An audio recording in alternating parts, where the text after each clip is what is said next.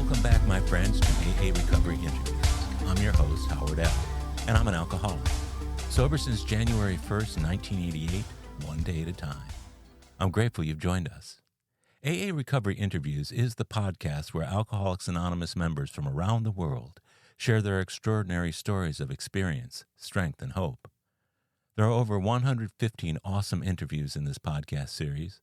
I invite you to scroll through my past episodes on any podcast app to listen to them all. On the show today, my longtime friend Chris S. shares his story of a relatively happy and contented life until alcoholism landed him in AA at the age of 48. Unlike many in the rooms of AA who grew up in dysfunctional families where alcoholism and abuse riddled their formative years, Chris describes his childhood and adolescence as idyllic. Despite drinking in college and later in the Navy, Chris's adulthood was largely unscathed by his drinking. While he managed to marry, raise a family, and build a successful career, his relatively moderate use of alcohol slowly escalated into full-blown abuse by his 40s. Drinking with greater frequency and ferocity, he sought to hide the growing disease, but with waning effect.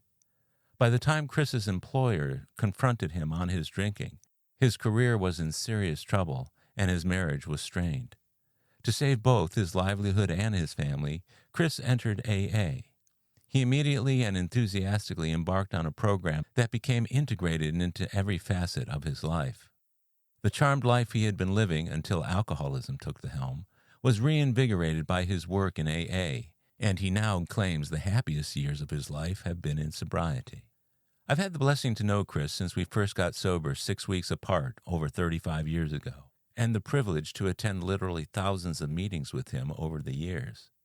My relationship with Chris exemplifies the brother in brotherhood, and I'm grateful to share his cheerful approach to the program and his optimism for a future of contented sobriety. So please sit back and enjoy the next hour of AA Recovery Interviews with my close friend and AA brother, Chris S. My name is Chris, and I'm an alcoholic. Hi, Chris. I'm so glad you could join me today on AA Recovery Interviews podcast. I've been looking forward to this since I first started the podcast. I'm so glad that you and I were able to go to a meeting today and then come in here and do this. So I want to thank you for that.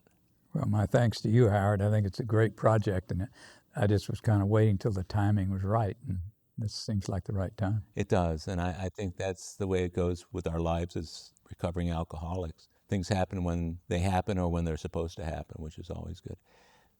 Our relationship is unlike any other that I have in recovery because you and I got sober within about a month and a half of each other back in 1988. And there's your 35-year chip. That's beautiful. But what was interesting about it is that of anybody I know today, there are so few of the people around that I got sober with, but you're one of the people. And you and I used to go to that Sunday night meeting together. And we've been going to that meeting ever since, and that's been 35 years. And your sobriety date is? February 14th, 1988. Valentine's Day.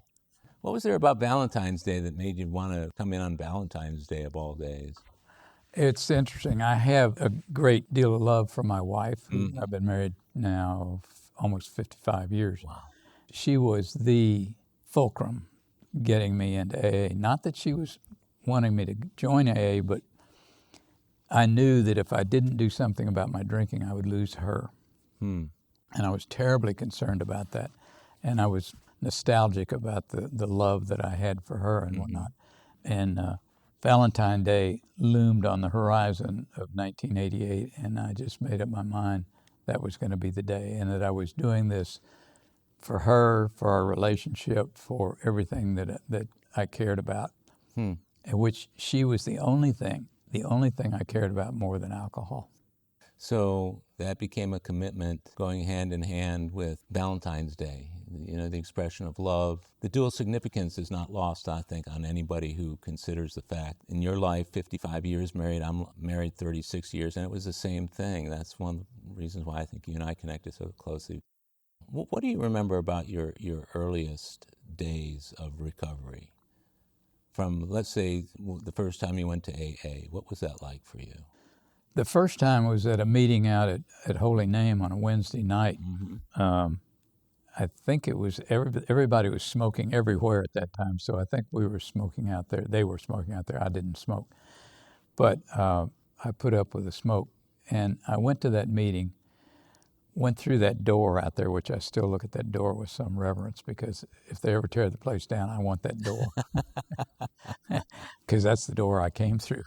Yeah. And I came through with some trepidation, looking around to see if there's anybody in there that could possibly know me. You know, I think, oh my God, they'd see me here. And I sat down. I remember exactly the seat I sat down in. And I looked around with a sense of anticipation, but also, as I said, uncomfortableness kind of about being there. And I think the whole thing centered around the final admission that I was an alcoholic and that I better do something about it. But in that very first meeting, I listened to some people.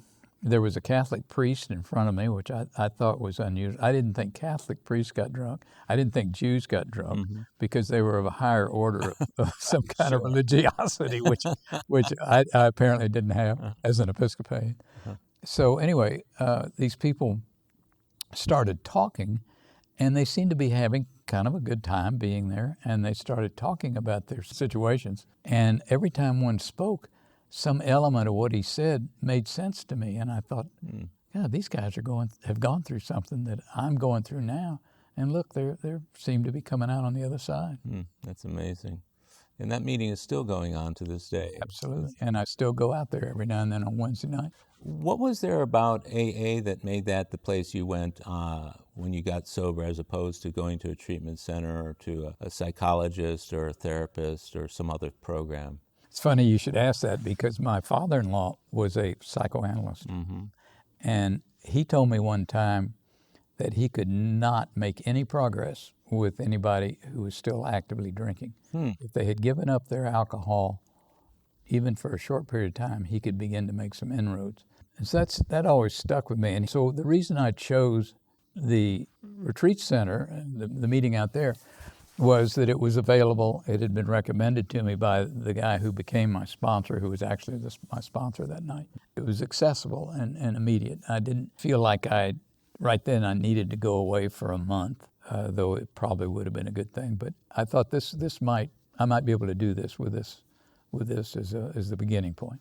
Did you experience any kind of withdrawal or anything to the alcohol, doing it on your own?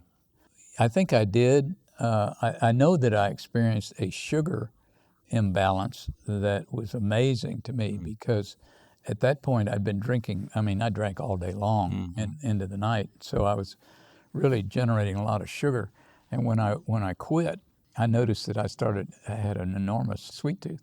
And a withdrawal, the craving was there, definitely. I craved alcohol. When I got up in the morning.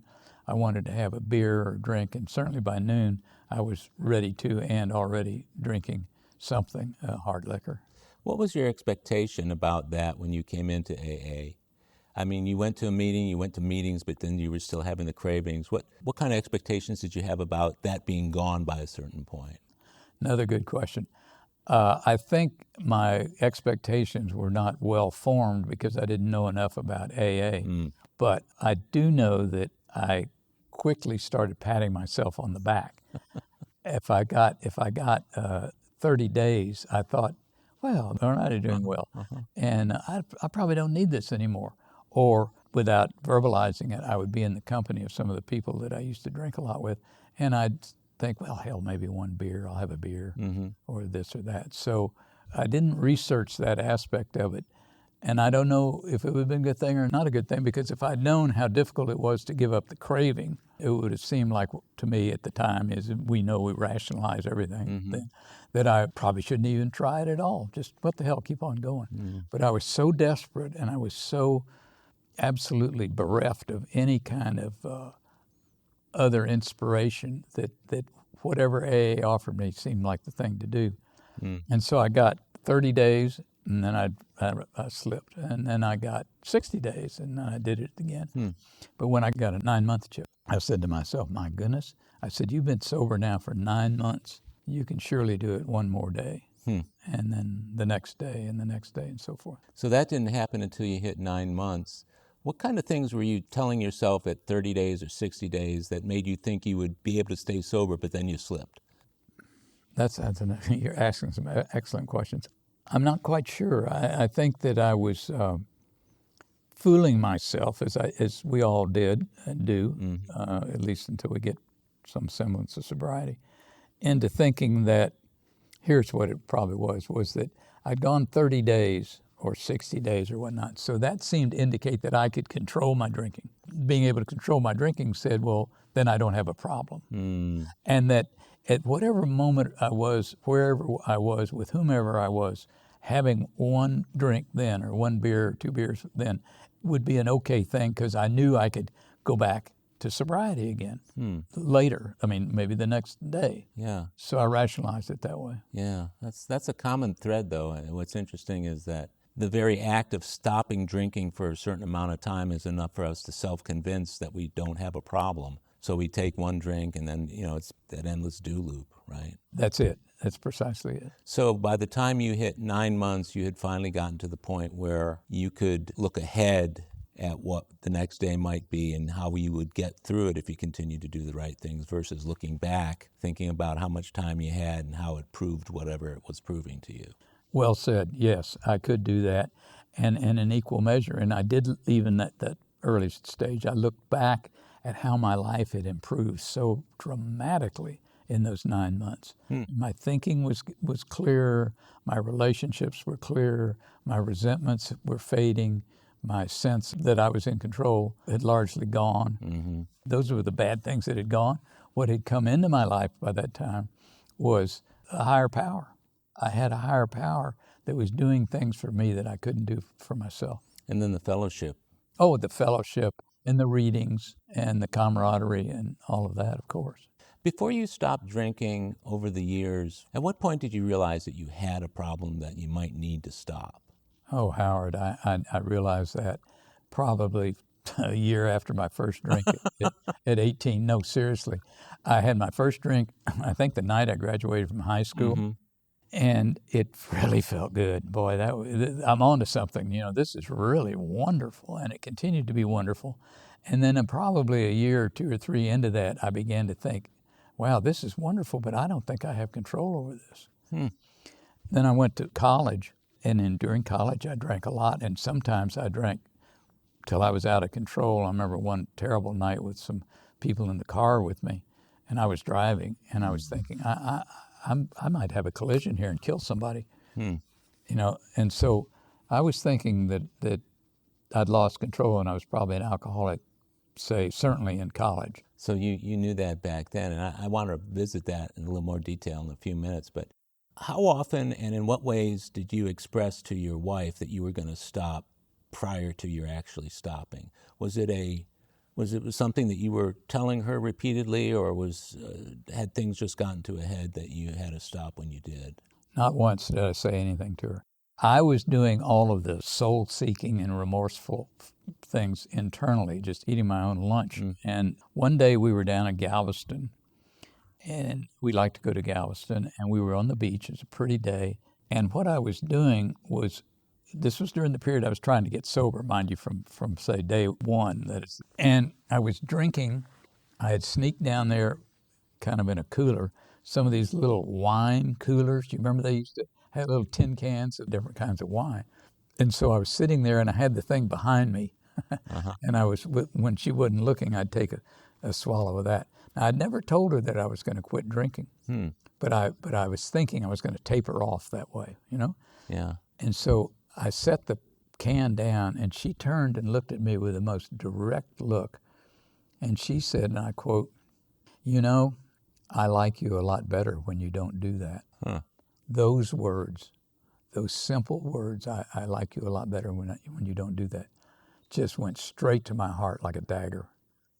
And I said, it's irrefutable, here it comes. And so at that point was when I said, I'm really going to do something about this. So I never told her I was going to do something about it until probably after I'd been in my first or second AA meeting. So after that period of time, you had 30 days, but then you slipped. During the time when you were sober until you slipped, either at the 30-day point or when you got to 60, before you got to the 9 months, did you sense disappointment from her, or how were you feeling about yourself at that point? You stayed sober, you hit 30 days, and then, damn it, I'm back to doing it again. Was there a point at which you felt like you might give up, or what was that like with you and your wife? That's well said. No, I didn't feel like I was going to give up. I felt terribly self-disappointed, of course, and probably resolved to try it again, because I quickly would do it. I didn't go off and binge for another month or another week or anything. I kind of got back to it within a couple of days. Talked to my sponsor about it, and a couple of days, and got back on the horse again. What did he say to you? He was a very mild-mannered guy, and anything he had to say was sort of mild, quiet encouragement. And frankly, he didn't bring a lot to the table in terms of AA traditions or steps or all that stuff. I'll tell you right now, I had been sober years before I ever went through the steps with anybody. So he moved away, and then he died. And then I got another sponsor, and I just acted like, with this second sponsor, that, well, I'm now sober for 15, 20 years, and he just took it for granted that I'd gone through the steps, but I hadn't. So it wasn't until much later in your sobriety in the program that you actually faced doing the steps. Correct. That's interesting. And some people get them done real quick. Some of it has to do with the encouragement of a sponsor. Right. And it's always a little frustrating when they're spending all their time with us, and we know that we're not doing what they say to do. And we get carried away with the idea of, well, now that he doesn't know, he can't know, and then builds, doesn't it? That's exactly right. It did build. And when I finally did go through the steps, I did it with the guy that in the program, and who is very critical. Oh, yeah. And that was kind of funny, because he kept looking at me like, I can't believe it. This guy's sitting here, been sober 30 plus years, and he's just now going through the steps. Yeah, and that's something. People looking at you sober and the service work you're doing, it's real easy to assume that people have worked the steps, just by the way we see them acting. And to me, you've always struck me as a man who was very confident in his sobriety and very much attuned to the needs of others with regard to sobriety. I've seen you reach out to help a lot of people along the way. And you've been a remarkable friend to me. And yet if somebody told me, and I already knew what you just told me, but if somebody at that time had said, do you know that Chris hasn't done a fourth step yet? I'd say, no way. Well, it's funny you would say that, because I think, and it's very kind of you, I think I actually did a fourth and fifth step along the way, in an irregular fashion, and as much as I absorbed what everybody else was doing, and I understood how the fourth step worked. So without formalizing it, I think I integrated that into my thinking. And then the fifth step, I've done a lot of sort of mini confessions along the way, and in reaching out and asking for help, I was saying to somebody, I need help on this. So the program was at work, whether I was working it perfectly or not. Now, did the Episcopalians have confession? In a limited sort of way. It's not handled the way the Catholics do, but the priests are available at any time to have a one-on-one. And in fact, I'll tell you, at the end of it, right here in this church, at the conclusion of the service, there is always a priest at the rail up front, ready, willing, and wanting anybody to come up and talk to him. So if you have something on your mind in the nature of a confession, you can do it right then and there in total privacy. I mean, you're out in the people can see you go up there, but they don't hear what you're saying. Over the years, how did you handle situations where the question of have you worked the steps actually came up? Good point. I think what happened was I did work the steps. 1, 2, and 3, and then 6, 7, 8, 9, and on. It was 4 and 5 that I didn't do anything about in a meaningful fashion. You might say, well, that's not justification for what you did. But I never said I did a fourth step or a fifth step, or I didn't. I just didn't. Kind of didn't address it. Kind of glossed over it, yeah. And that's not right. That's illegitimate, but I did it. It sounds like you were able to do what it was you needed to do to be able to stay sober. Yeah, and I'm not recommending it as a practice, but I'm saying that I think I did the first 3 steps so ardently. And by that time, I'd truly turned my life and will over to the power of God as I knew Him and understood Him, that I was firmly committed to the program. And I did internalize and literally go over the 4th step of my failings without having done the 5th step, that's the real step where you tell another human being, and I didn't do that. So that was a failing. So you kind of knew deep inside. Did that fact ever get in the way of what you were doing in the program? Was the fact that you hadn't done it to whatever satisfaction or completion that you felt was necessary, did that ever stand in the way of, let's say, sponsoring somebody, or somebody comes up to you after a meeting and says, "Hey, Chris, I'm having a problem with the 4th step. Can you help me?" Another good question. I think not. I think to a small degree, if any. I just blithely went on saying, well, to myself, I've done a 4th step and I've never formalized it with a 5th step. And I went right on. And I would help people and I would listen there. And I had a long involvement with a guy who was really thorough about his 4th step and really thorough. And I was, of course, on the 5th step. And it didn't come into play. I was just listening to him, guiding him where I could and so forth. And it didn't bother me. That's probably hypocrisy at its greatest, but it didn't. I think if I had not been so introspective and so conscientious about the program and all its aspects, that it would have been somewhat shameful. But I was really committed to the program. I looked at it as something maybe I inconveniently hadn't taken care of or something, rather than a major flaw. Yeah, I get that. When you were doing your 4th step and 5th step with this sponsor all these years later, what was the feeling after that process? That it was kind of the second time I'd done it, really, Yeah. truly. I thought these things have not been lurking in my soul the way they did early on. Right. I've expunged them by facing them, by working my way through them, by praying through them, and so forth. So it was like a recitation of an old story. That's interesting. I think what happens is that we all remember certain things from early on in our sobriety. And one of my earliest memories in sobriety over the past 35 years is something you said to me after a meeting that we went to. Or maybe it was when you shared in the meeting. It was one way or the other. I can't remember exactly how it went. But I remember when you said it to me, it had a response that left me feeling, how can that possibly be true? And what you said was you had a good childhood.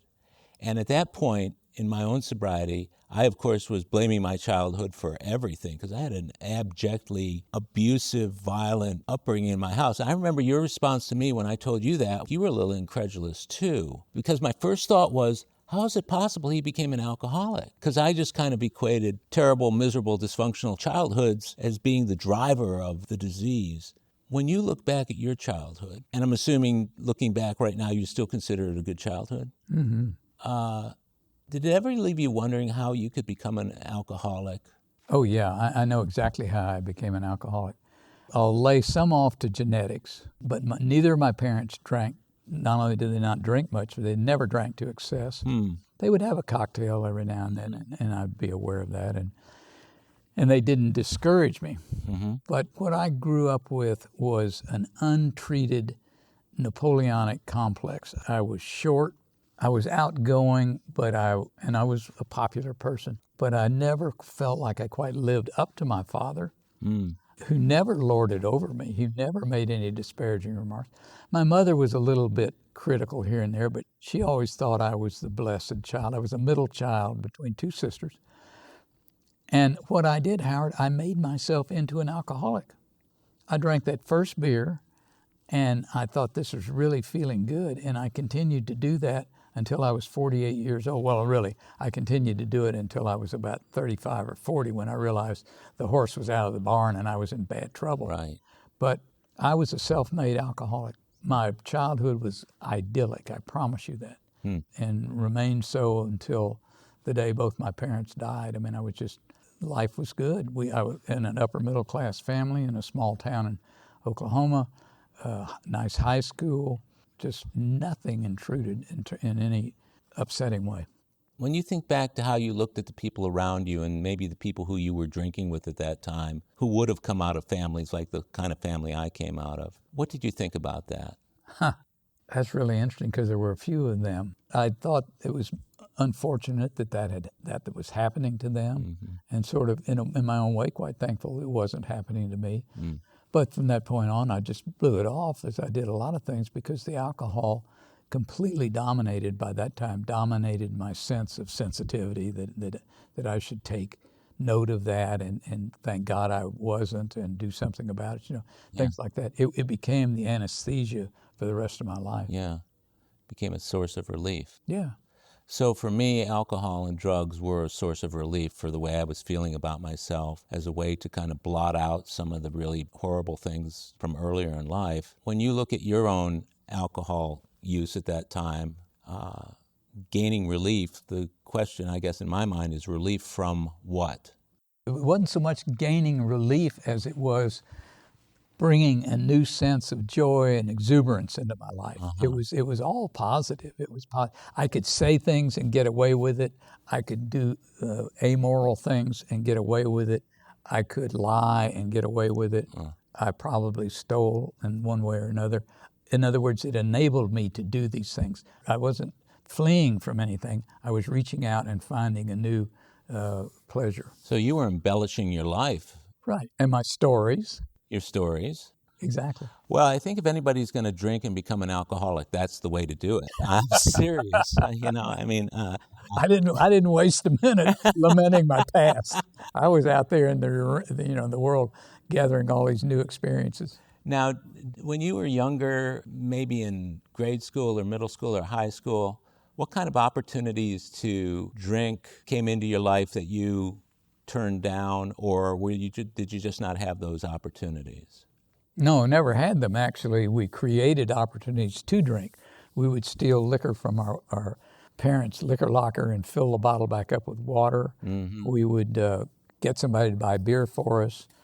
Somebody would provide a keg at a party sometimes. These were all opportunities to drink. I see. Now, you said earlier that you hadn't really started to drink until you were 18, so that would have been about the time you were going off to one of the Ivy League schools. I'm wondering to what degree that contributed to your starting to drink at that point. I think it contributed to it to the degree that alcohol became much more available, of course, and that I joined a fraternity where they actually had a bar. Oh my God! And the university had a theory that, well, it was better that they were drinking in the bar in this quasi-controlled environment than just out in some bar out in town where they could get into trouble. And so beer was served, even though the state law was against it. Beer was served to minors. So you had the opportunity. I had the opportunity. At 18. And then by that time, I remember a famous party that I was the party chief of. We did a Roman toga party. I concocted this drink, and instead of using all of the money for punch, I took half of it and bought grain alcohol and made this horrendously potent punch that got everybody drunk. So it was building. It was building by that time. Yeah, I remember those kind of parties when I was in college too. You get a trash can or something. Everybody brings a certain, and then at the end of the night it starts to taste like high C, but a lot of times grain alcohol was part of the mix. Right. And people got violently drunk and violently sick. I want to tell you a funny little story. The theme of this party was a Roman toga party, and it was a tradition in this part of this college that I went to. And so people would come dressed in Roman togas, and the idea was to take a sheet and make a toga out of it, but to have as little underneath as possible. And so the day following that party, the headmaster of the college that I was in called me in, and he was a very prim fellow, and he sat me down and he said in no uncertain terms, "This was awful last night. One of the deans of the college attended your party and was sitting next to a couple, and he said they were fornicating under their togas." I mean, he meant it. Oh my God. So he told you just watch out in the future? Well, it was more than that. It was, you're skating on thin ice here. Yeah. So that was one of the early consequences that you experienced with drinking? Oh, I would say that maybe that was one of the highlights. One of the highlights, yeah, I get it. I didn't really start drinking until I went off to college, too. And because the girlfriend I had in high school didn't want me to drink, so I just didn't. But boy, when I got to college and all bets were off, I went at it full steam, full speed. And I was drinking and using marijuana with people who were really into doing it. But they also were very smart, affable, likable people. And there was nothing about their behavior that I didn't want to emulate. And that made it even worse because I was not only feeling good about feeling good from the alcohol, but it was also making me become the kind of guy I wanted to. Right, and mixing with the people you wanted to mix with. How did drinking and that affect you scholastically? Did it get in the way of anything for you? Yeah, I think it did. I was a C student when I could have been a B or a B plus student. Really? Yeah, because the weekends were spent drinking or fooling around or going to girls' colleges or whatnot. This was an all-men's college that I went to. And even during the week, I'd be studying and I'd say, well, I feel like having a beer, and I'd go across the street to the fraternity and have a beer. Or I'd be playing bridge at the bar in the fraternity when I should have been back in my room studying, which was too bad. And then there were courses that I should have taken that I didn't take, I think, because I thought I would have to study too hard. Did you acknowledge a connection between the drinking and the behavior with the grades that you were receiving? No, completely rationalized the whole thing. Never thought about it. So you should get good grades irrespective of the other things you were doing. That's the thinking, right? Kind of, yeah. Huh. Yeah, it was really, really rather sad as I look back. You know, they say we don't want to forget the things that we did or shut the door on them. Right. That's one of the things I think about from time to time, was that I let myself and I let my parents and I let the educational system down by not taking full advantage of it. I had somewhat the same experience. My grades were actually quite a bit higher than that, but I went to a state school and I got out with maybe a 3.5 or better grade point average, but all that proved to me that I could drink and achieve. But one of the greatest problems I had was that a lot of my major decisions were made under the influence. So as other people were thinking about what they wanted to do, either for postgraduate work or out in the business world or whatever they were doing, while they were making plans and trying to support those plans with good ideas, I was just vegging out and just, I'll get to that. All I want to do is graduate so I can get a job, get money, and continue to do my lifestyle that I got going here in college with unimpeded by anything that's in the way right now. And years later, I thought to myself, I had some decisions that had I been lucid at the time, my life might have gone in an entirely different direction. But so many of the things that I thought made sense, they would make sense to somebody who's drunk and stoned. But to somebody who's lucid and sober, probably not. Yeah, I think that happened to me on a smaller scale. Yeah. Decisions I made were more about things I didn't do or course of paths I didn't take, not major ones. I had a charmed life. Yeah. And the decisions I made to go in the Navy and then go to graduate school after that and to come back to Houston and take a job, those weren't affected by my decision making. We'll be right back. My friends, if you've enjoyed my AA Recovery interview series and my Big Book podcast, check out Lost Stories of the Big Book, 30 original stories from the first and second editions of Alcoholics Anonymous, missing from the third and fourth editions. It's an engaging audiobook that I narrated to bring these stories to life for AA members who've never seen them. These timeless testimonials were originally cut to make room for newer stories in the third and fourth editions. But their vitally important messages of hope are as meaningful today as when they were first published. Many listeners will hear these stories for the first time. Lost Stories of the Big Book is available on Audible, Amazon, and iTunes. It's also available as a Kindle book and in paperback from Amazon if you'd like to read along with the audio. You're going to love it. And we're back. So when you graduated, you went into the Navy. I'm assuming Navy life has a lot of alcohol and a lot of drinking in it.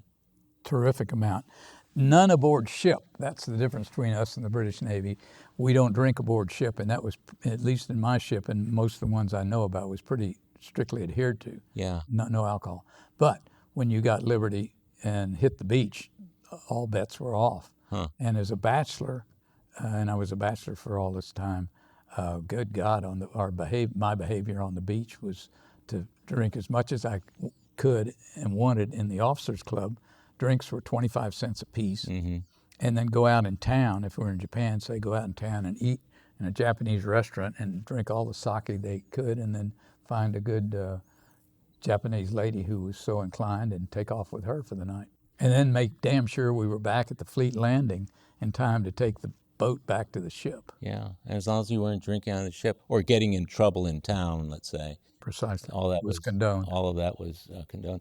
So it sounds to me like that type of experience was a good setup for binge drinking, being sober while you're out at sea on the boat, and then once you come in, you just binge. I didn't think of it that way. I think that what being sober on the ship was just an interruption into a solid drinking pattern. Huh.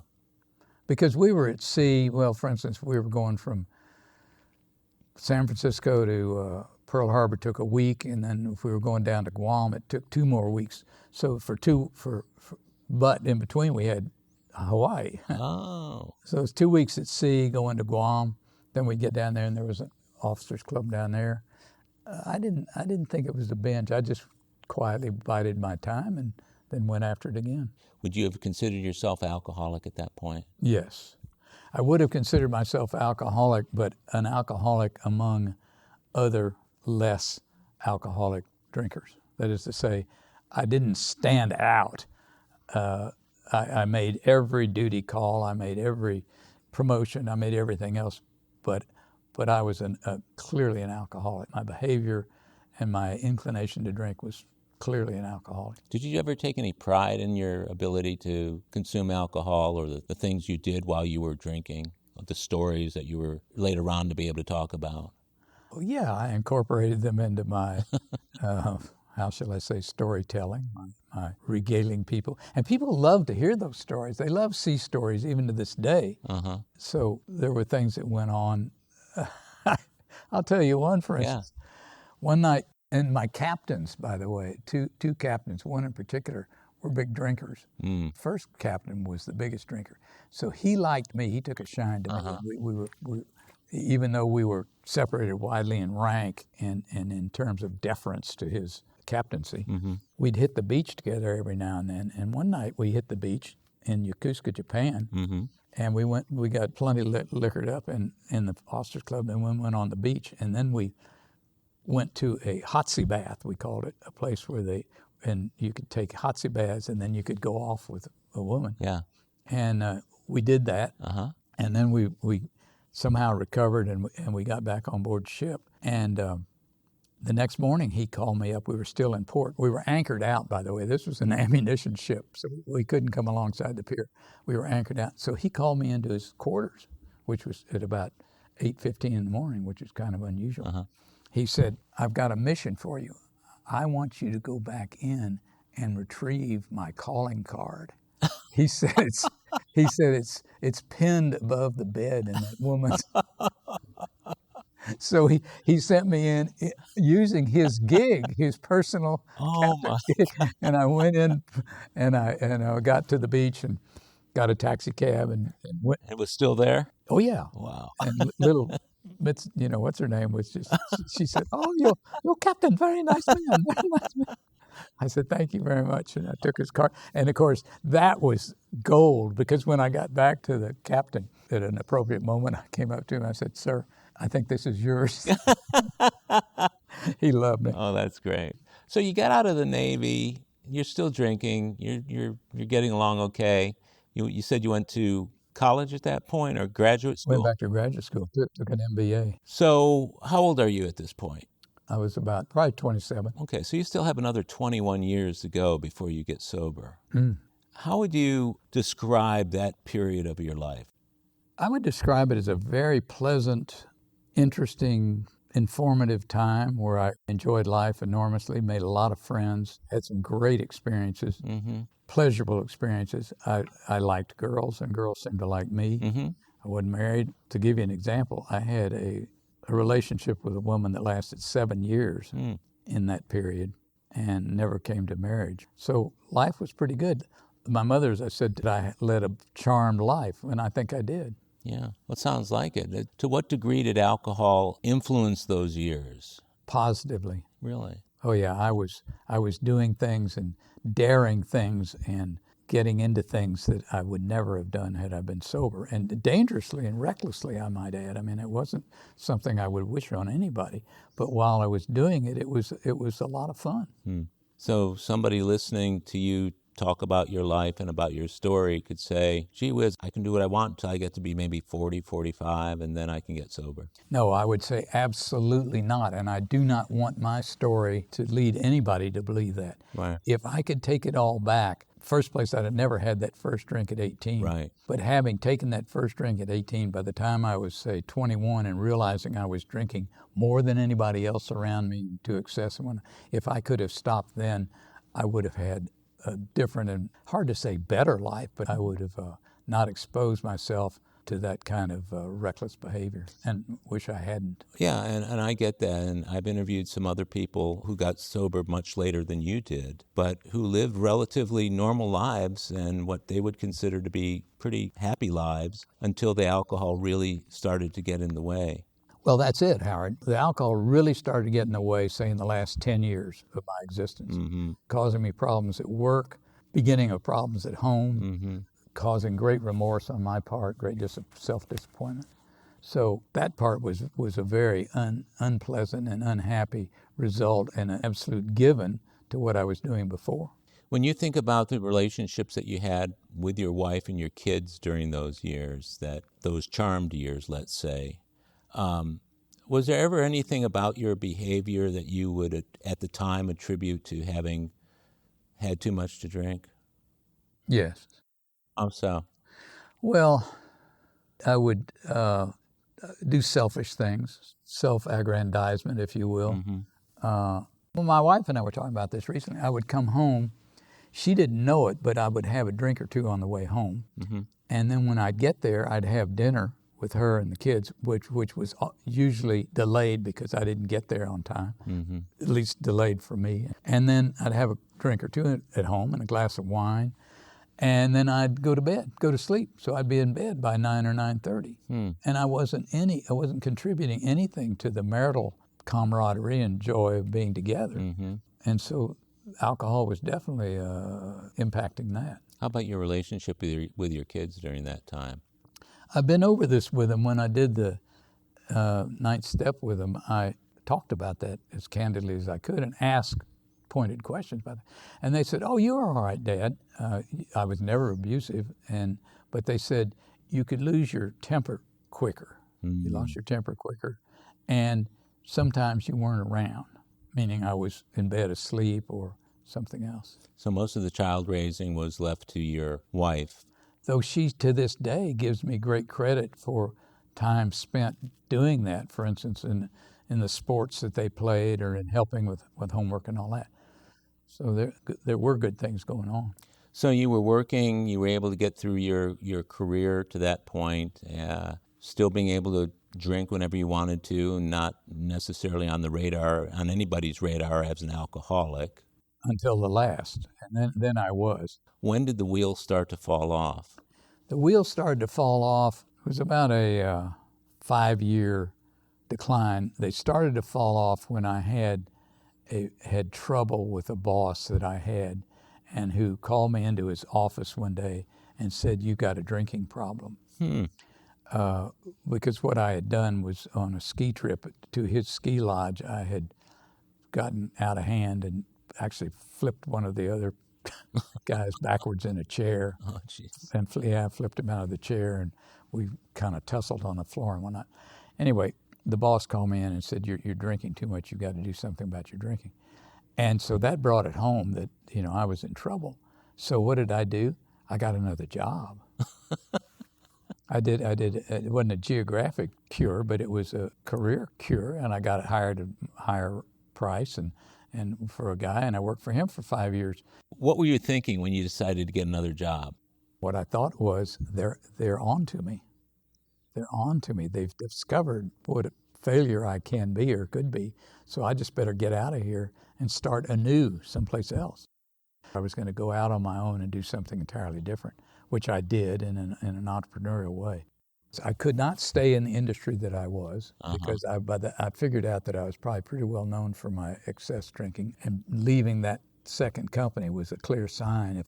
I knew I was self-aware enough to know that I had to get away from alcohol and I had to do something on my own. So lo and behold, I was sitting in my study at home reading the Wall Street Journal like I was still some high muckety-muck, and I saw an ad in there for a company that was involved in medical services. Totally out of my knowledge and understanding, but they were offering franchises, and Houston was one of the cities. So I was sitting there drinking. You know what schnapps is? Oh, yeah. Yeah, well, I had a bottle of schnapps in my desk, in my study, because that was the only alcohol left in the house. So I'm sipping that schnapps. I'm reading the Wall Street Journal. So I tore this ad out, and it had a number in there. It was a California number. So I phoned the California number, and I got a hold of this person. And I said, I'm interested in your ad in the Wall Street Journal. And I had my feet up on my desk and my bottle of schnapps beside me, playing Mr. Big Shot. And he said, very rudely, I think, how come it took you so long to call? I said, what the hell are you talking about? He said, we only put that ad in the Southwest edition every 3 weeks. So it's been almost 3 weeks since that ad was in the Wall Street Journal. So why are you taking 3 weeks to respond? Catching up on your paper reading. And then there's more to that story. I had about $50,000 left of surplus money at that point. I bought the franchise. I went out to California. And by the time all this was done, probably another 2 or 3 weeks had gone by, and I'd gotten sober. I mean, at least to say I hadn't had a drink.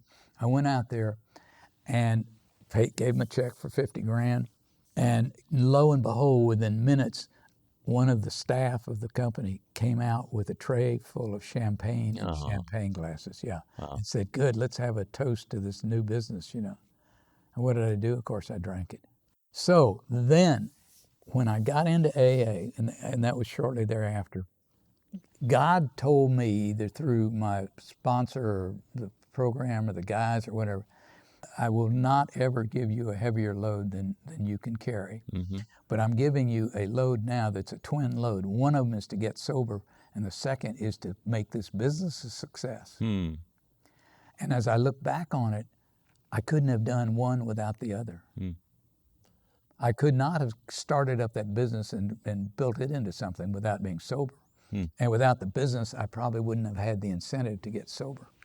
That's an important realization, wasn't it? Hugely important, hugely important. And I realized it early on. Within a month of buying that thing, I was back trying to get sober again and starting in the period I told you about, the year, probably 1987, leading up to the February of 88 sobriety date. So in addition to doing this for your wife, there's this other thing going on that you're not going to be able to do if you keep on drinking. Exactly. So you had two pretty important things in your life. Which were in fact linked, because my wife's well-being was linked to my financial well-being, was in the whole family and all that. Yeah, everything was on the line, Howard. Yeah. It was a crapshoot of enormous proportions in terms of me, because heretofore I had worked for companies and I've been pretty well rewarded because of what I could do on the sales and marketing side. Right. And now everything's on me. I had employees, I had this money invested, I had to, make a go of it. And you built quite a company for yourself, didn't you? It was reasonable, yeah.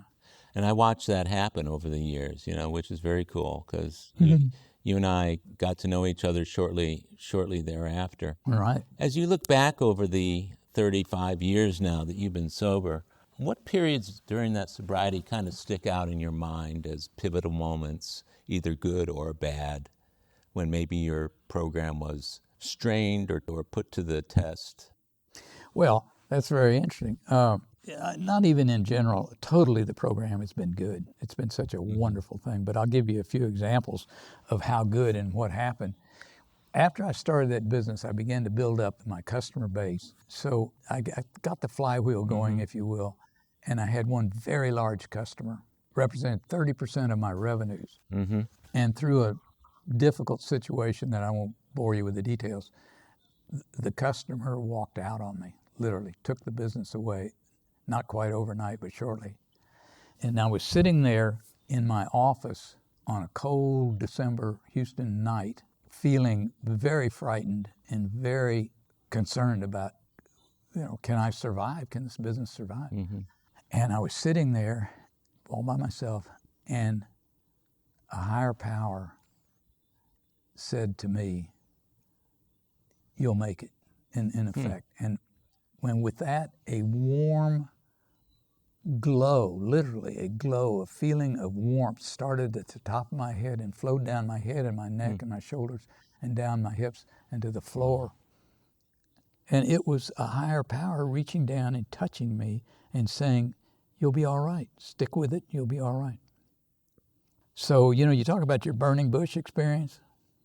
That was mine. I mean, that was mine. Like spiritual relief. Yeah, oh, yes. Oh, absolutely. And I stood up. I'll never forget, I stood up from my desk and I stretched my arms out, and I was alive. There was electricity. People would write that off who don't know like you and I know how strong this is.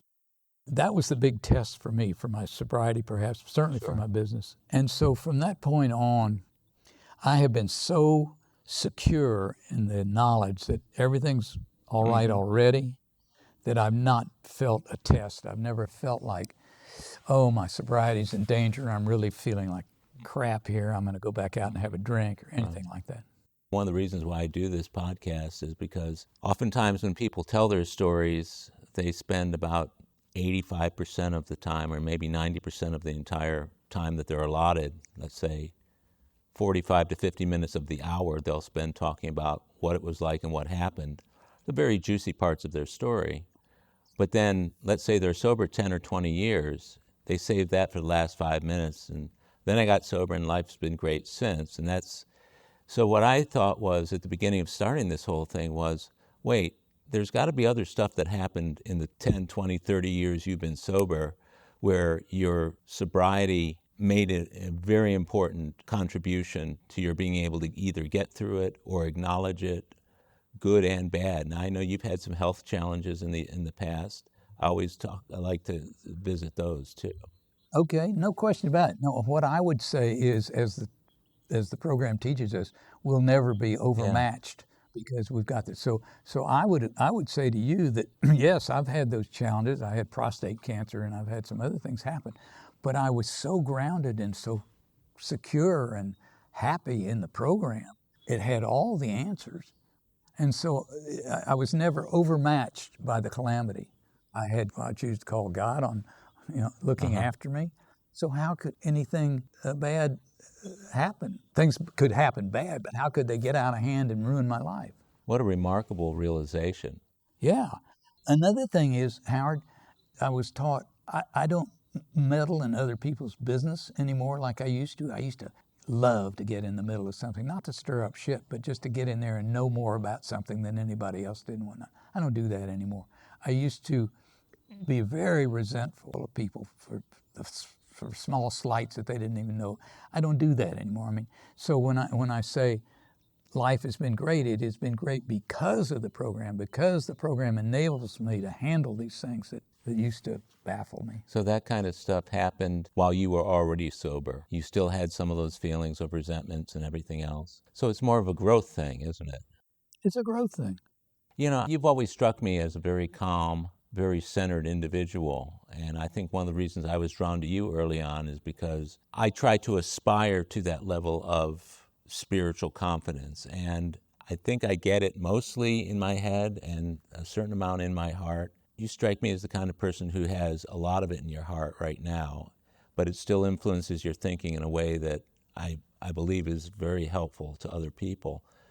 What kind of challenges have you faced being of service in the program? I have probably faced the challenge of being a sponsor. I've had the privilege of sponsoring quite a number of people along the way, most of whom I sort of gravitated to, or they gravitated to me. And a few of them were recommended by a psychiatrist here and there. But The challenge for me was to take myself out of it and let them come to the program. Just like we say, we're in a program of attractiveness, not promotion, not to over promote, and to hope and pray that these people will get it. That's always been a challenge, and of course, sometimes it works just great, and sometimes it doesn't. And Does it do anything for the gut feel when you see them fail for the first time? it did early on. It was great personal disappointment because I thought maybe I'd failed. But then the longer I've been at it, the more it hasn't. And maybe I've gotten a little, tough-skinned about it too. Because there is something in the book that says, or readings that says, look, if you're this guy isn't making it, go on to somebody else. Yeah, don't waste your time. That could be used for somebody else.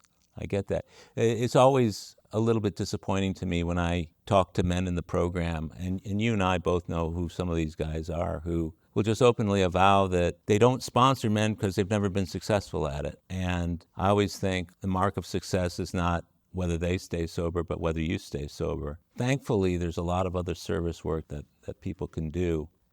Have you had the opportunity to work with many newcomers recently? Yeah, I'm working with one right now. How's that working? Great. He's unbelievable. He's come around. He's an older guy. He's 57. Mm-hmm.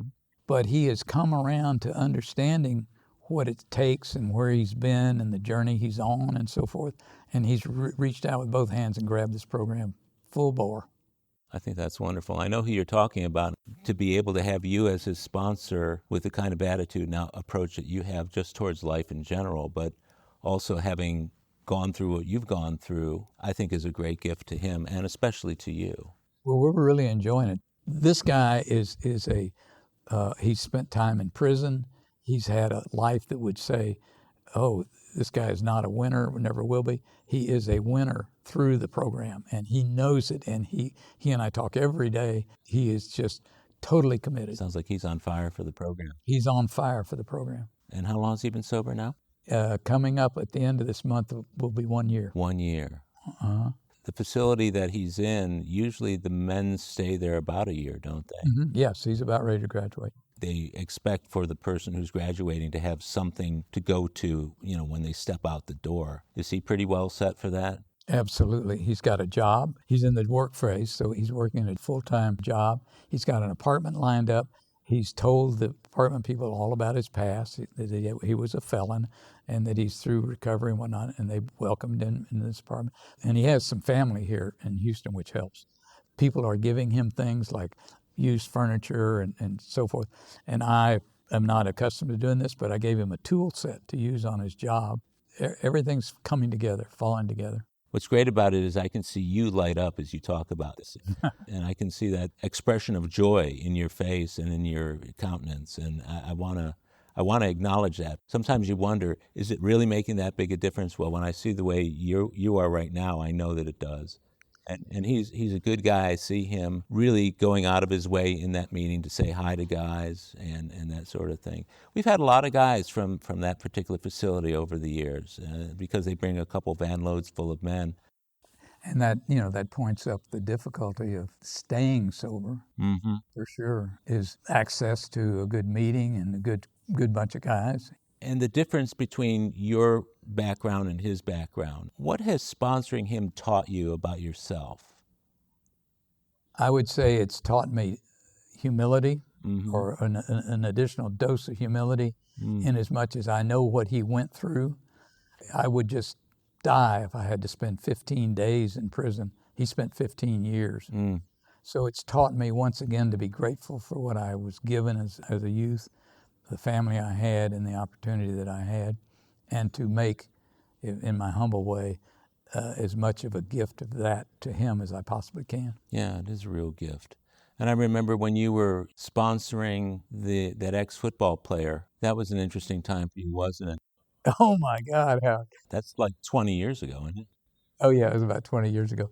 I won't mention his name, of course, but he was a world-renowned football player and a huge guy. He was about 6'5", weighed well over 300 pounds. And he was a black guy. And here I am, this little sawed-off white guy running around. But he sought me out. He asked me to be a sponsor. As it turned out, he was not far enough down the road to really be going after a sponsorship relationship to enable him to get sober. He wanted somebody to help him get into the world of business and to help him get some money and a job, as it turns out. I mean, and he was terribly beholden to drugs. It was drugs. But I followed him. He moved out of town. He had a wife who was terrific, and she was a mainstay. I followed him as he left town and on beyond, and he's gotten it. He's been, I think, sober and free of drugs for the last 10 or 12 years. Have you talked to him recently? Not directly. Do you ever have a desire to get on the phone and just... Yeah, I might call him up now that you mention it. I remember that. And what did the fact that he was a famous world-renowned athlete do to the way that you and he interacted with each other? A very good question. I must admit I was probably celebrity struck by him, and so it's hard to look at him and not realize this guy is an all-pro, a multi-year all-pro. But once I got past that, he was another human being trying to get sober. I tell you what happened. After I'd been his sponsor for about a year or two and realized how difficult this was going to be, for instance, I went and retrieved him from a crack house. Oh boy, he got in my car and he was just gibbering a language I didn't understand and saying that they were after him and we had to get out of there and so on. So just scared the crap out of me. Well, anyway, after about a year of working with him where I was quite unsure whether he was going to make it or not, I went to a business meeting in another city, and lo and behold, the speaker was his quarterback, then recently retired. So I went up to him when he went in the bathroom, and I'm standing there at the urinal next to this world-famous quarterback, and I said, I got to ask you a question. And he thought I was going to ask him about how do I throw the football or something. So we walked out of the restroom, and I told him the story that I was so-and-so's sponsor, and what could he do. He took me aside, Howard, and put his arms around my shoulder. He said, God, if you can find any way to save da-da, I want to know it. We tried. He said, I tried, the whole team tried, the owners tried, everybody tried, and it didn't work, so they had to let him go. Well, actually, he got drummed out of the league because he had failed his third or fourth drug test. But now he's okay. I'm going to call him. I'm going to find him. When this comes out, send him a link to it so he can listen to it, because I think your story, especially to anybody who knows you but doesn't know your whole story, it'll put your relationship in context with him. And what a wonderful thing to be able to do, to take a guy and kind of put your fear aside and still do what you could for him. I mean, to me, that's a real sign of strong and, let's say, contented sobriety, because if there's anything that I notice about you is the contentment that you have in your sobriety. And I want to say that you've been a good friend to me for a lot of years. I will admit there were times that I probably should have called you that I didn't when it came to certain business decisions that I made. I think I spoke to you about them occasionally. Your spiritual life. I always like to ask people about that. Oh, I'm just on fire with it, Howard. I mean, I am so attuned to a higher power and to what the power of God out there working in my behalf in every respect, even the smallest thing, that it's around me all the time. I think about it when I'm driving. I think about it when I'm on the beach, when I'm riding my bike. It's just there. And I'm not a zealot. I wasn't a religious zealot. I'm so serene knowing that this higher power is truly looking out for me as he is for you. Mm-hmm. And that all I have to do is act half decent and stay the course and things will be fine.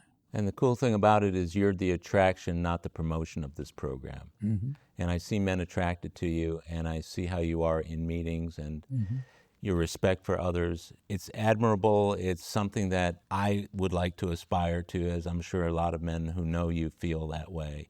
But you've been a great friend to me for a long time, and I honor and bless your sobriety. Being able to be close to you and see you 2 times a week is very cool. It's really enhanced and enriched my own sobriety and my life in general. And I like to feel that I've got pretty contented sobriety as well. So, yeah, and let me say back to you, you not only have contented sobriety, but you're able to project the good things about this program, and I hear it all the time when either you're talking to the group, as you do, or in private to somebody. I overhear what you're saying, and I know what you're doing. And this business here of taking these oral histories is a remarkable thing, and a legacy that you're going to leave that nobody else either could or would. You think about that. Yeah, I like to think that if this helps just one or a few people out of everybody who ever listens to it, then my job will be done. But then about 2 minutes later, my ego comes into it and says, well, why aren't more people listening? And if there's so many alcoholics out there, why aren't more getting it from this? And that's where my ego and my humility butt up against each other. You seem to have a pretty good grasp on that. So you're somebody who I will still be able to learn from. Oh, you're very kind, Howard. Well, Chris, thanks a million for doing this today. I love you. You're one of my best friends, and I wish you nothing but the best in contented, spiritually oriented sobriety from now until whenever. Well, you're kind, and you can count on the fact I will be in touch with you as I do frequently, sometimes on just trivial things about somebody's last name, but important issues as well, and I appreciate it, and I appreciate what you've done for me. Well, thanks, Chris. Many thanks. Well, that's it for today's episode of AA Recovery Interviews. I want to thank my guest, Chris S., for sharing his story, and thank you for tuning in. If you enjoyed AA Recovery Interviews, will you please tell others how to listen to it? And please take a minute to give it a rating and review on Apple Podcasts. That will help others find it.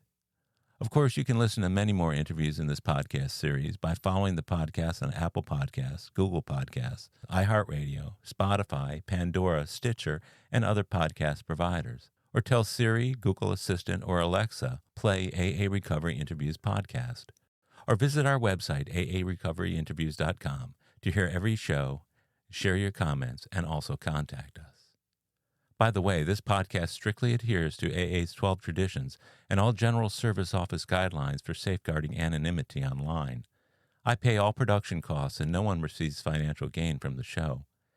AA Recovery Interviews and my guests do not speak for or represent AA at large.